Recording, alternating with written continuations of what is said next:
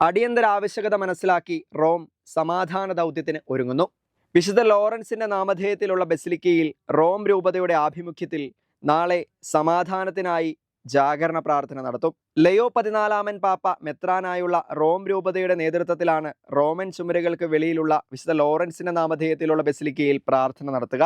പ്രാദേശിക സമയം നാളെ രാത്രി 8:30 പ്രാർത്ഥന ആരംഭിക്കുക. റോം രൂപതയുടെ വികാരി ജനറലായ കർദിനാൾ ബെൽദസാരെ റെയ്ന പ്രാർത്ഥന നയിക്കും.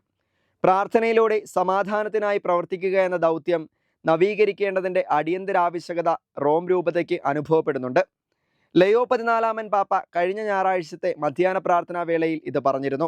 എക്കാലത്തേക്കാളും ഉപരി ഇന്ന് മാനവകുലം സമാധാനത്തിനായി കേഴുകയും പ്രാർത്ഥിക്കുകയും ചെയ്യുന്നുവെന്നും ഈ രോദനത്തിന് ഉത്തരവാദിത്തം ആവശ്യപ്പെടുന്നുവെന്നും ആയുധങ്ങളുടെ ഗർജനവും സംഘർഷങ്ങൾക്ക് തീ കൊളുത്തുന്ന പ്രവൃത്തികളും ഈ നിലവിളിയെ മുക്കിക്കളയരുതെന്നുമുള്ള പാപ്പയുടെ വാക്കുകൾ അനുസ്മരിച്ച് റോം രൂപത പ്രസ്താവന ഇറക്കി.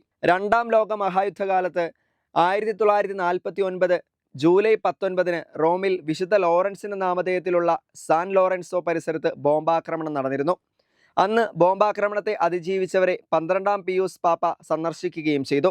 2ാം ലോക മഹായുദ്ധകാലത്ത് നടന്ന ഈ സംഭവത്തെ അനുസ്മരിക്കുന്നതിൻ്റെ ഭാഗമായിട്ടാണ് വിശുദ്ധ ലോറൻസിന്റെ ബസിലിക്ക ജാഗരണ പ്രാർത്ഥനയ്ക്ക് തിരഞ്ഞെടുത്തത്. റോം രൂപത പത്രക്കുറിപ്പിൽ ഇത് വ്യക്തമാക്കി.